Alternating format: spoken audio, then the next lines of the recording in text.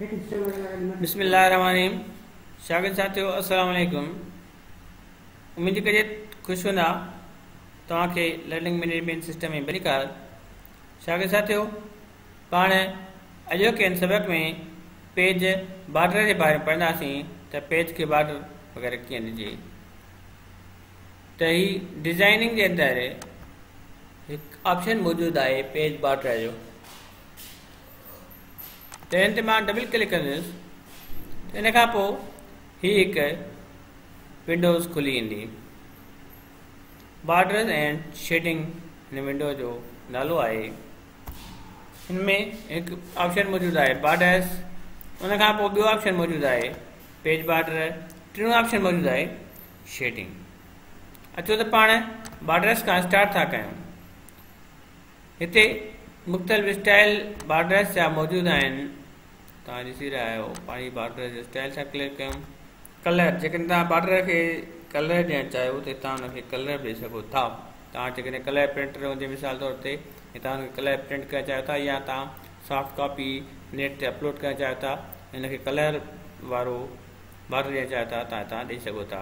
हाणे तव्हां ॾिसी रहिया आहियो त बॉर्डर चइनी पासनि खां मौजूदु आहे, पर जेकर हिनखे मां घटि वधि कयां त हितां मां हुनखे कट करे सघां थो, जेकर न आहे त हितां एड बि करे सघिजे थो।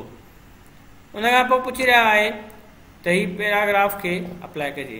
हिते सिर्फ़ु पैराग्राफ खे अप्लाई करे सघिजे थो। इन लाइ पैराग्राफ ते क्लिक करे मां ओके कंदुसि त जंहिं सिर्फ़ु लाइन जे अंदरि मां बीठो हुयुसि सिर्फ़ु उन हिकु पैराग्राफ खे बॉर्डर अची वियो। हाणे अॻिते पाण चऊं था पेज बॉर्डर ते। पेज बॉर्डर जेको हुयो वो पैराग्राफ लाइ हुयो। ईअं ई पेज बॉर्डर लाइ मुख़्तलिफ़ बॉर्डर जा स्टाइल मौजूद आहिनि। हितां पाण कोई भी हिकु स्टाइल सिलेक्ट कंदासीं। उन खां पोइ जेकॾहिं पाण कलर ॾियणु चाहियूं कलर बि तव्हां सिलेक्ट करे सघो था। उन खां पोइ WPT हिनखे आहे सिर्फ़ु 3PT उहा रखंदासीं। उन खां पोइ आर्ट, जेकॾहिं पाण बॉर्डर जेको आहे कंहिं हिननि मुख़्तलिफ़ आर्ट्स शिकलनि जो ॾियणु चाहियूं त असां हिननि शिकलनि जो बॉर्डर बि ॾेई सघूं था। हीअ तव्हां ॾिसी रहिया आहियो बॉर्डर बि चेंज थी वियो। घड़ियाल आहिनि, मुख़्तलिफ़ शयूं मौजूदु आहिनि, मुख़्तलिफ़ शिकलूं मौजूदु आहिनि। तव्हां हितां नाज़रीन काई भी शिकिल सिलेक्ट करे सघो था। इहे गुल आहिनि। मिसाल तौर ते जीअं मां तव्हांखे पहिरियां ॿुधायो बॉर्डर तव्हां हितां ख़तमु या इंसर्ट करे सघो था। उन खां पोइ पुछे थो त होल डॉक्यूमेंट पूरे डॉक्यूमेंट ते अप्लाई कंदव, दिस सेक्शन सिर्फ़ु सेक्शन ते कंदव, this section first page only सिर्फ़ु फर्स्ट पेज ते कंदव। मिसाल तौर ते पाण सिर्फ़ु फर्स्ट पेज ते था करणु चाहियूं। उन खां पोइ ओके था कयूं। तव्हां ॾिसी रहिया आहियो नाज़रीन त हीउ जेको बॉर्डर हुयो मां सिलेक्ट कयो सिर्फ़ु फर्स्ट पेज ते अची वियो, बक़ाया पेजनि ते न आयो। जेकॾहिं बक़ाया पेजनि ते बि असां बॉर्डर इहो सिलेक्ट करणु चाहियूं था पोइ होल डॉक्यूमेंट ते क्लिक करे ओके कंदासीं त हीउ बॉर्डर जेको असांजो आहे सॼे ई डॉक्यूमेंट खे इंसर्ट थी वियो।